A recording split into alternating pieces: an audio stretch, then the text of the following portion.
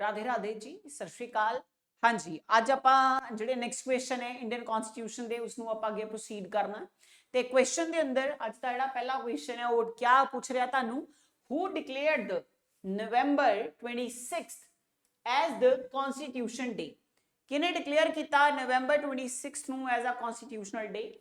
Doctor B R Ambedkar, जिन्होंने आपां दूजा ना मॉडर्न मनु दे नां तो भी आपां जानते हैं, या फिर फादर ऑफ कॉन्स्टिट्यूशन दे नां तो भी जानते हैं।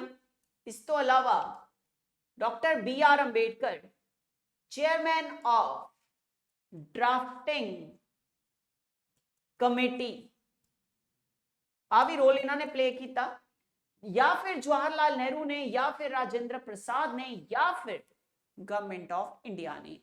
ते किने डिक्लेयर किया कि अज तो बाद हर 26 ऑफ नवंबर नूं सैलीब्रेट किया जाऊगा एज अ कॉन्स्टिट्यूशनल डे या एज अ कॉन्स्टिट्यूशन डे? ते आंसर गवर्नमेंट ऑफ इंडिया ने किया जी डिक्लेयर। नेक्स्ट आ गया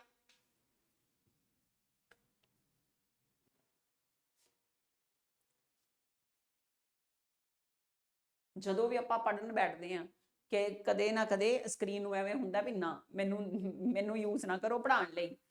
ਆ ਵੀ ਤੰਗ ਆ ਗਈ ਹੈ ਤੁਹਾਡੇ ਵਾਂਗ ਪੜ ਕੇ। ਅੱਗੇ ਅਗਲੇ ਕੁਐਸਚਨ ਤੇ ਆ ਜਾਓ। What is the article 12 of the constitution?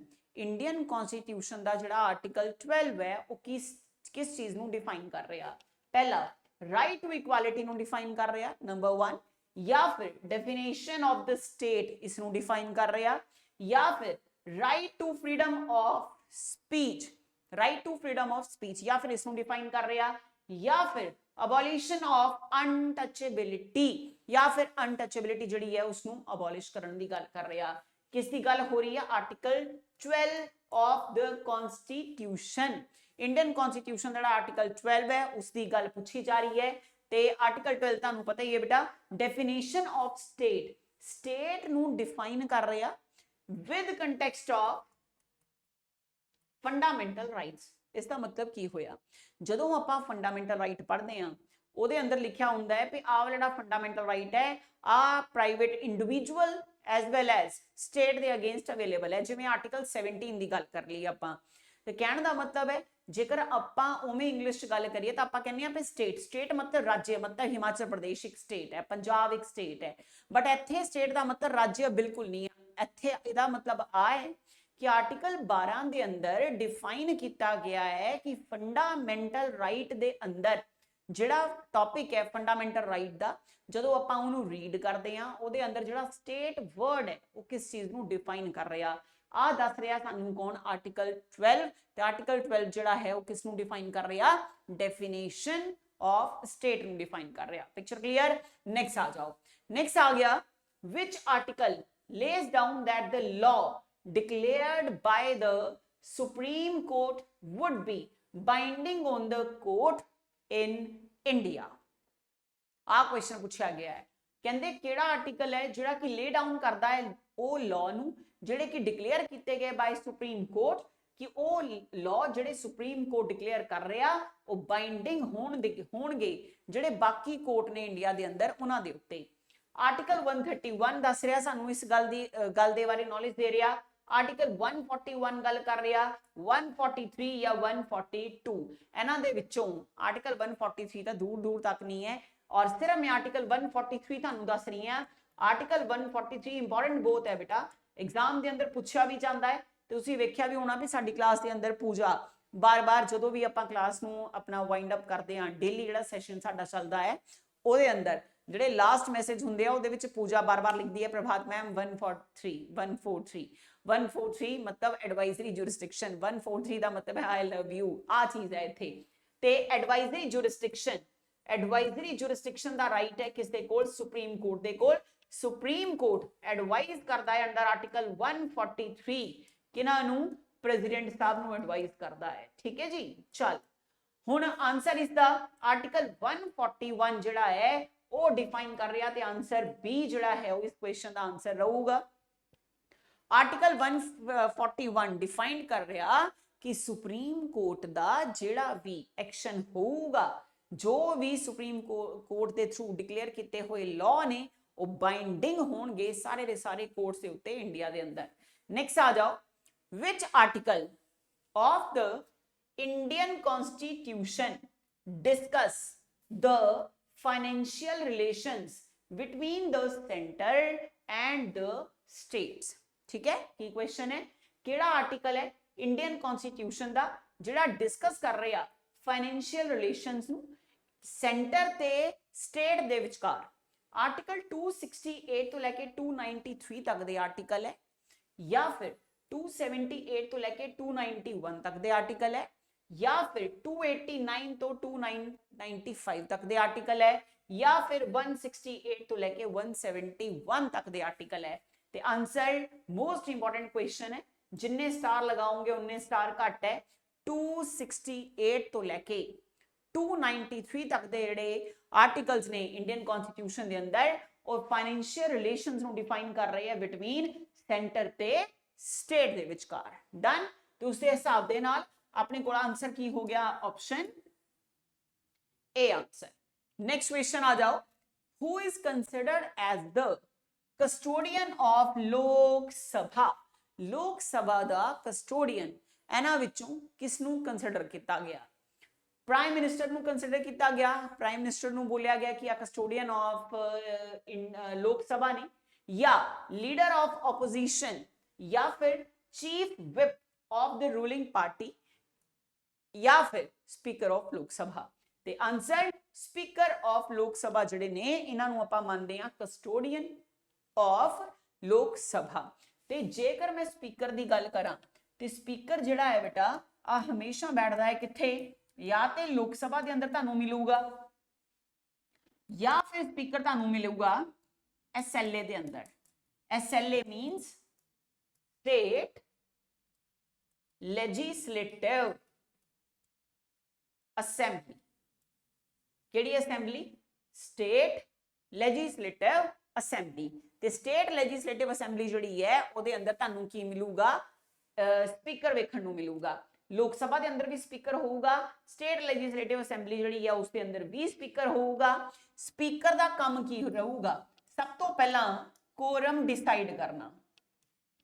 Quorum decide करने का मतलब की है कि जदों भी आपां हाउस की प्रोसीडिंग्स नू शुरू करना है, उस लोक सभा की प्रोसीडिंग्स नू शुरुआत करनी है उन्होंने, तो सब तो पहला आ डिसाइड किया जाता, देखा जाता है कि की हाउस के अंदर उन्ने मिनिमम नंबर ऑफ मैंबर्स बैठे हुए ने जिस दे बेस के उत्ते आपां हाउस की प्रोसीडिंग्स नू कंटिन्यू कर सकते हैं। पहला आ देखा जाऊगा, उन्होंने कहने आपां कोरम डिसाइड करना। लोक सभा दे जिहड़े स्पीकर ने इन्हां दा काम मन्निया जाता है, स्पीकर ही करता है डिसाइड कि कोई बिल, मनी बिल है या नहीं, कोई बिल मनी बिल है या फिर नहीं, आ स्पीकर डिसाइड करूगा। स्पीकर जिहड़ा लोक सभा का स्पीकर है या SLA का स्पीकर है, ठीक है, SLA वाला स्पीकर स्टेट के अंदर काम करूगा, लोक सभा वाला स्पीकर सेंटर के अंदर काम करूगा। इस दे नाल नाल मेंटेन करया जाऊगा डिसिप्लिन, आही मेंटेन करनगे डिसिप्लिन। उस तो बाद लोक सभा का जिहड़ा स्पीकर है आ डिसाइड करूगा कि केड़ा मैंबर पुट करूगा क्वेश्चंस रूलिंग पार्टी तो, किन्ने टाइम लई किन्ने क्वेश्चन कोई पूछ सकता है, किन्ने टाइम लई कोई पूछ सकता है। सारी गल्लां किन्हां दे हथ ने? स्पीकर दे हथ ने, याद रखनियां ने।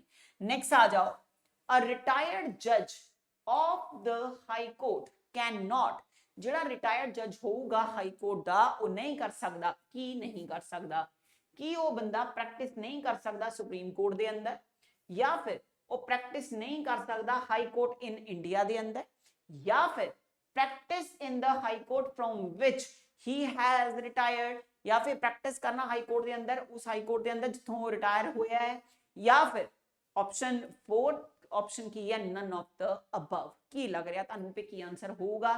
ते answer practice in the high court from which he has retired. Done. Next question आ जाओ, Rajya Sabha has the exclusive authority to, Rajya Sabha they coal exclusive authority है किस चीज की? इंपीच करन दी वाइस प्रेसिडेंट नू, या फिर इंटीमेट करना impeachment proceedings as against the chief election commissioner, या फिर कहते इंपीचमेंट मतलब हटाना, इंपीचमेंट नू इनीशिएट करना, इंपीचमेंट की जी कार्यवाही है जी प्रोसीडिंग्स ने उन्होंने इनीशिएट करना किस दे against? Election chief election commissioner के अगेंस्ट, या फिर रिकमेंड करना कि क्रिएट किया जाए न्यू ऑल इंडिया सर्विसेज, या फिर ऑल ऑफ द अबव। तो क्वेश्चन के अंदर तुसी देखो कि क्वेश्चन की डिमांड की है कि जी राज्य सभा है, राज्य सभा के कोल एक्सक्लूसिव अथॉरिटी है किस चीज की, वो आप देखते हैं रिकमेंड करना creation of all India services, क्योंकि क्वेश्चन के अंदर तुहानू एक्सक्लूसिव अथॉरिटी पूछी हुई है। ऑल इंडिया सर्विसेज नू क्रिएट करना अंडर आर्टिकल 312 अपार किसकी मन्नी जाती है? राज्य सभा की। नेक्स्ट आ जाओ, the salary and allowances of the governor are charged to, ते कहंदे जिहड़े स्टेट दे गवर्नर ने उन्हां दी सैलरी चार्ज की जाती है, उन्हां दी अलाउंसेस जिहड़े ने वो चार्ज किए जाते हैं कित्थों? कंसोलीडेटेड फंड ऑफ द स्टेट तो, या फिर कंसोलीडेटेड फंड ऑफ इंडिया तो, या फिर कंटिंजेंसी फंड ऑफ इंडिया तो, या फिर option A and be in equal proportion. की पूछा गया है कि जी सैलरी है ते अलाउंसेस ने किसे? गवर्नर दे, वो चार्ज कित्थों किए जाते हैं, कढ़िया पैसा कढ़िया कित्थों जाता है? तो याद रखना है बेटा कंसोलीडेटेड फंड ऑफ स्टेट तो, क्योंकि क्वेश्चन के अंदर की पूछा गया है? गवर्नर पूछा गया है, तो जे गवर्नर पूछा गया है तो कंसोलीडेटेड फंड ऑफ स्टेट आंसर होगा। जेकर पूछा गया गवर्नर की थां ते प्रेसिडेंट, ते प्रेसिडेंट ऑफ इंडिया की जिहड़ी सैलरी होगी वो चार्ज की जाऊगी कित्थों? कंसोलीडेटेड फंड ऑफ, फिर स्टेट नहीं आऊगा, फिर आऊगा कंसोलीडेटेड फंड ऑफ इंडिया, ते जिसका आर्टिकल है 266 क्लॉज 1। ते क्वेश्चन भी पूछा जाता है कि कंसोलीडेटेड फंड ऑफ इंडिया जिहड़ा आ फंड है, इस फंड का आर्टिकल की है? ते answer article 266 clause 1। Done. Next question आ जाओ, grounds for the declaration of financial emergency include, कहंदे जिहड़े ग्राउंड्स ने डिक्लेयर करने वास्ते फाइनेंशियल इमरजेंसी नूं उहदे अंदर की इंक्लूड किया जाता है? सब तो पहला threat to the financial stability of India, जेकर इंडिया दी फाइनेंशियल स्टेबिलिटी नूं थ्रेट होवे कि वो ग्राउंड मन्निया जाऊगा डिक्लेयर करने वास्ते फाइनेंशियल इमरजेंसी नूं, या फिर जे इंडिया दे क्रेडिट नूं कोई थ्रेट है कि वो बेस मन्निया जाऊगा, या फिर जेकर थ्रेट है कि फाइनेंशियल स्टेबिलिटी जिहड़ी है या क्रेडिट जिहड़ा है इंडिया दी टेरिटरी दे अंदर किसी भी पार्ट दा ओहदे ते कोई थ्रेट है, या फिर ऑल ऑफ द अबव। हुण तुहानूं ऑप्शन देख के पता चल गया होना पे answer all of the above ही होना है। नेक्स्ट क्वेश्चन आ जाओ, मोस्ट इंपॉर्टेंट क्वेश्चन, 5 स्टार दे नाल करो इनू नोट।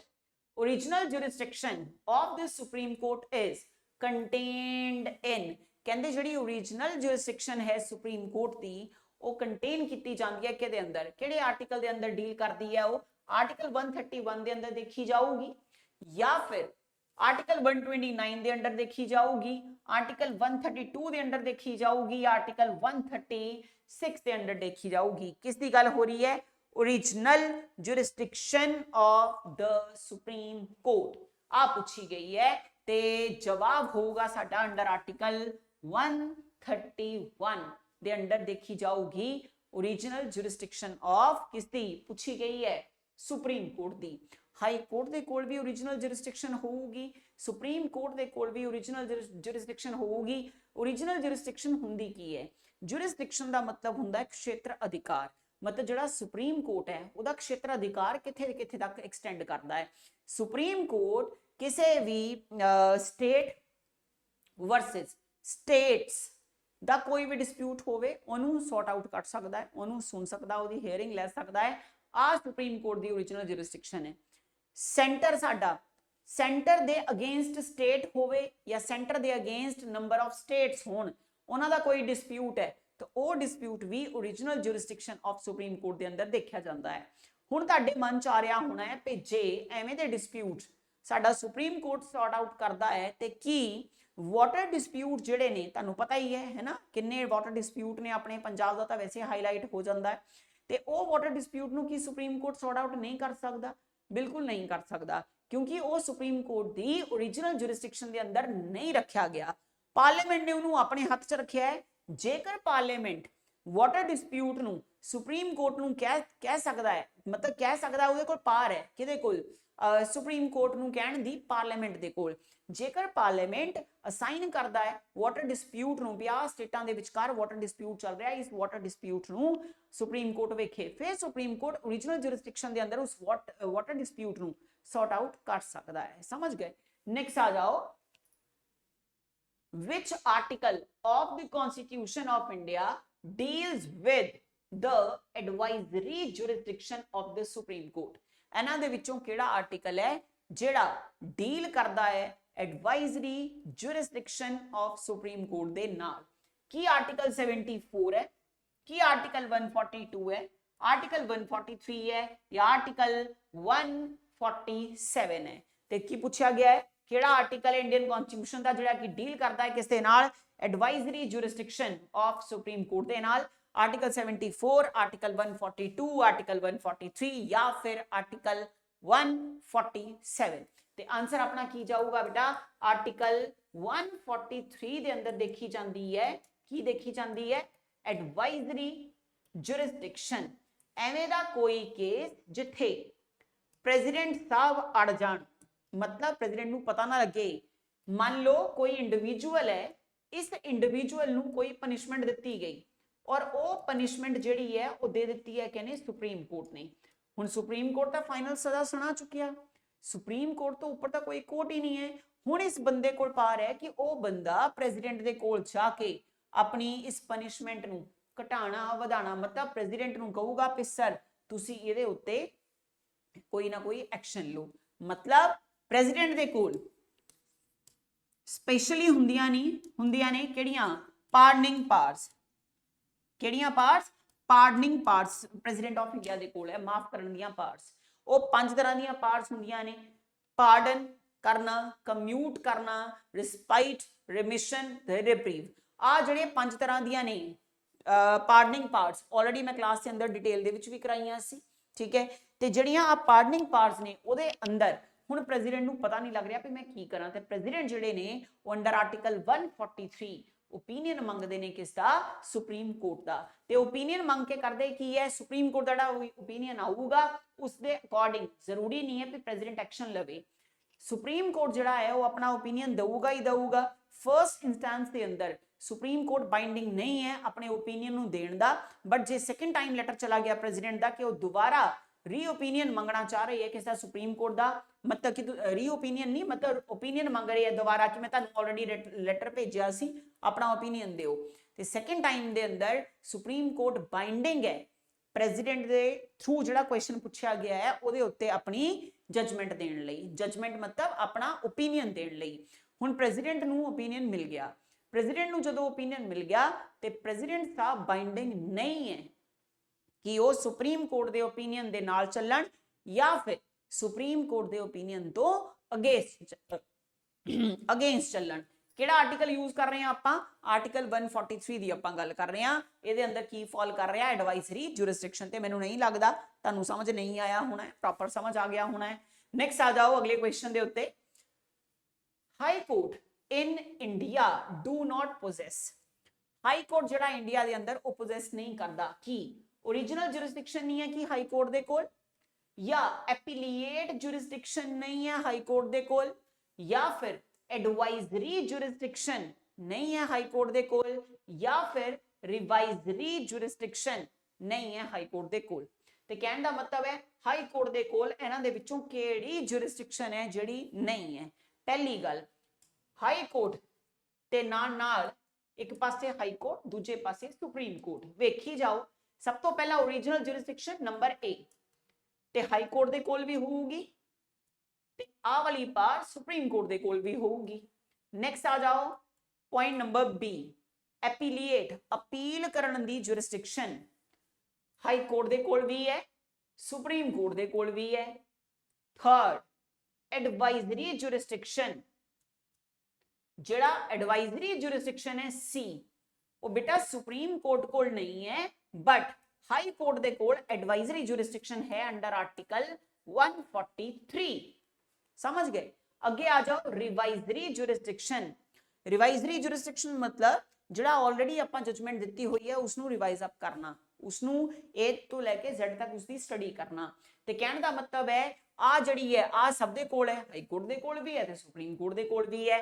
ते कहने दा मतलब है जिहड़ी एडवाइजरी जुरिस्डिक्शन है वो सिर्फ और सिर्फ सुप्रीम कोर्ट दे कोल है। ते केड़ी एवें दी जुरिस्डिक्शन है जिहड़ी सुप्रीम कोर्ट कोल नहीं है बट हाई कोर्ट कोल है, वो केड़ी है? ते ओदा नाम है जी सुपरवाइजरी। सुपरविजन करना अपने ते थल्ले वाले कोर्ट्स नूं। आ सुपरवाइजरी जुरिस्डिक्शन हाई कोर्ट कोल है बट सुप्रीम कोर्ट कोल नहीं है। ते हाई कोर्ट दे कोल जिहड़ी नहीं है वो केड़ी है? एडवाइजरी जुरिस्डिक्शन इन्हां कोल नहीं है, बट क्वेश्चन दे अंदर की पूछा होया कि हाई कोर्ट दे कोल इन्हां विचों केड़ी जुरिस्डिक्शन नहीं है? ते आंसर एडवाइजरी जुरिस्डिक्शन नहीं है, आंसर ऑप्शन सी। नेक्स्ट आ जाओ, Madan Mohan Punchhi commission was appointed to study। Madan Mohan Punchhi commission appoint किया गया सी स्टडी करन लई किस चीज नूं? सेंटर ते स्टेट दे रिलेशंस नूं, या फिर स्टेट रीऑर्गेनाइजेशन नूं, या फिर पंचायती राज नूं स्टडी करन लई, या फिर डीलिमिटेशन ऑफ कॉन्स्टिट्यूएंसीज इनू वेखण लई। केड़ा कमीशन की गल हो रही है?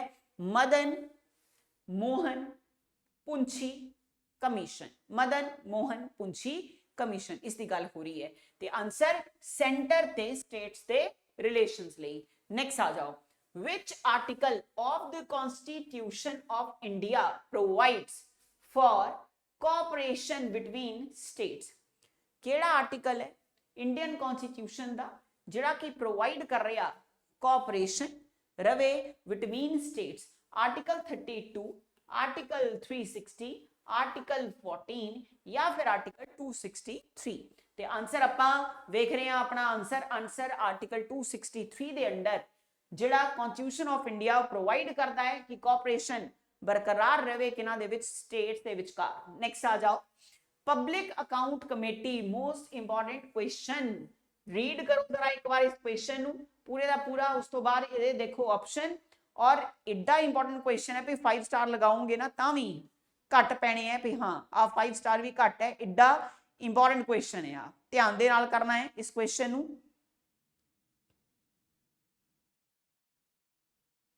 नाम तो पता चल रहा ऊपर पब्लिक अकाउंट कमेटी, ਉਹਦੇ ਨਾਂ ਤੋਂ ਹੀ ਪਤਾ ਚੱਲ ਰਿਹਾ ਵੀ ਇਹਦਾ ਕੀ ਆਨਸਰ ਹੋ ਸਕਦਾ ਹੈ, ਪਬਲਿਕ ਅਕਾਊਂਟ ਕਮੇਟੀ। ਤੇ ਕਹਿੰਦੇ ਪਬਲਿਕ ਅਕਾਊਂਟ ਕਮੇਟੀ ਜਿਹੜੀ ਹੈ ਉਹਦੇ ਅੰਦਰ ਮੈਂਬਰਸ ਕਿੱਥੋਂ ਹੋਣਗੇ? ਕੱਲੇ ਹਾਊਸ ਆਫ ਪੀਪਲ ਤੋਂ ਹੋਣਗੇ। ਮਤਲਬ ਹਾਊਸ ਆਫ ਪੀਪਲ ਕਿਹਨੂੰ ਕਿਹਾ ਗਿਆ? ਲੋਕ ਸਭਾ ਨੂੰ। ਕਾਉਂਸਲ ਆਫ ਸਟੇਟ ਓਨਲੀ, या फिर काउंसिल ऑफ स्टेट मतलब राज्यसभा, कल्ले राज्यसभा तो होंगे। नेक्स्ट स्टेट लेजिस्लेचर या स्टेट दी लेजिस्लेचर्स दे अंदरों होंगे। स्टेट दी लेजिस्लेचर्स मतलब SLA, SLC, या फिर both house of parliament. Both house of parliament मतलब लोक सभा प्लस राज्यसभा दोवां तो होंगे। केदे अंदर पूछे गए हैं मैंबर? पब्लिक अकाउंट कमेटी दे अंदर मैंबर जिहड़े ने वो कित्थों होंगे? आ पूछा गया है क्वेश्चन के अंदर। ते answer both house of parliament तो होंगे मेंबर्स किथे? पब्लिक अकाउंट कमेटी के अंदर। नेक्स्ट आ जाओ, the council of state in India has how many elected members? Council of state बोली गई है बेटा, ते काउंसिल ऑफ स्टेट का मतलब राज्य सभा। की मतलब है काउंसिल ऑफ स्टेट का?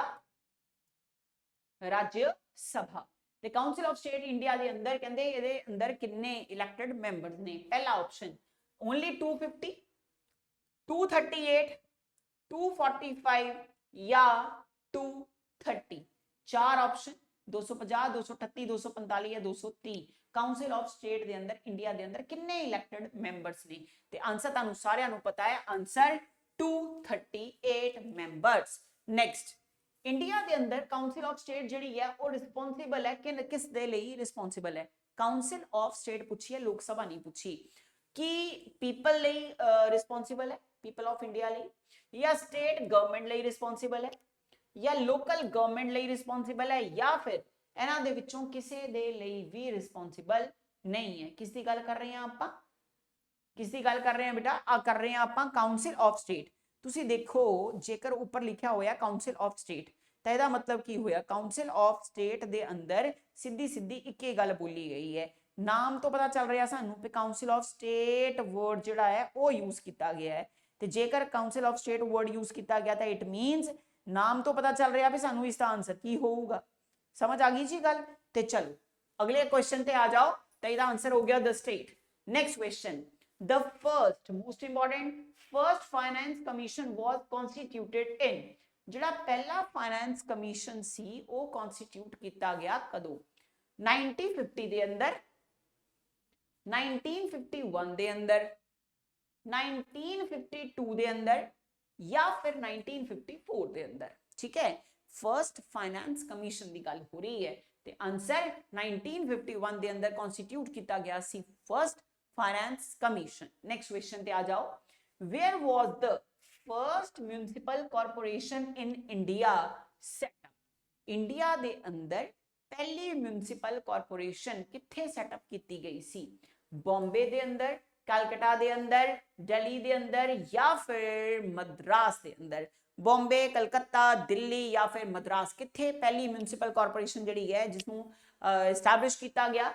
ते आंसर आ गया अपने कोल, आंसर आ गया कि मद्रास। नेक्स्ट क्वेश्चन आ जाओ, by which bill the government propose collection of revenue for a year? कहंदे किहड़े बिल दे थ्रू जिहड़ी गवर्नमेंट है वो प्रपोज करदी है भई साल वास्ते की कीता जावे? कलेक्शन ऑफ रेवेन्यू कीता जावे।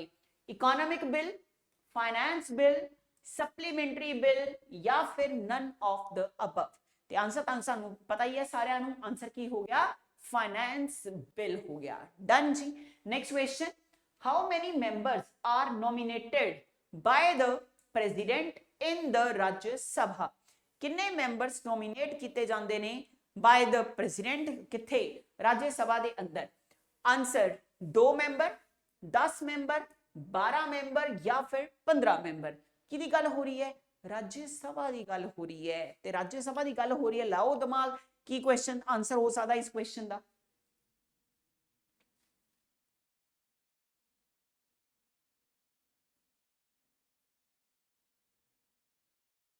How many members are nominated by the president in Rajya Sabha? ते आंसर 12 मेंबर्स। केड़े-केड़े स्ट्रीम तो, केड़े-केड़े फील्ड तो? Art, literature,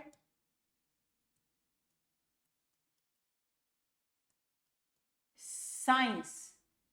art, literature, science. एक होर बच गई है, जिहड़ी बच गई स्ट्रीम ओदा कमेंट सेक्शन के अंदर तुसी जवाब देना है कि चौथी स्ट्रीम जिहड़ी है वो केड़ी है? आर्ट, लिटरेचर, साइंस तो अलावा चौथा स्ट्रीम केड़ा है?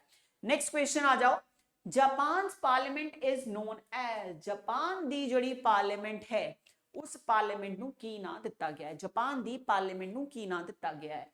डाइट बोलिया गया है, डाल बोलिया गया, युआन, या फिर शोरा जापान? याद किवें करना? जापान दे लोकां दी डाइट बहुत वधिया है जिहदे करके उन्हां दी स्किन बड़ी ज्यादा शाइन करती है, ते आंसर हो गया डाइट। नेक्स्ट आ जाओ, in order to be recognised as an official opposition group in the parliament how many seats should it have? ते कहंदे 1/3 ऑफ द टोटल स्ट्रेंथ होना चाहिए, 1/4 ऑफ द टोटल स्ट्रेंथ होवे, 1/6 ऑफ द टोटल स्ट्रेंथ होवे, या फिर 1/10 of the total strength होवे? ते आंसर अपना आ गया 1/10 of the total strength. Next, how are legislative excesses of parliament and state assemblies check? किवें लेजिस्लेटिव एक्सेस जिहड़े पार्लियामेंट दे ने ते स्टेट असेंबलीज दे वो चेक किए जाते हैं?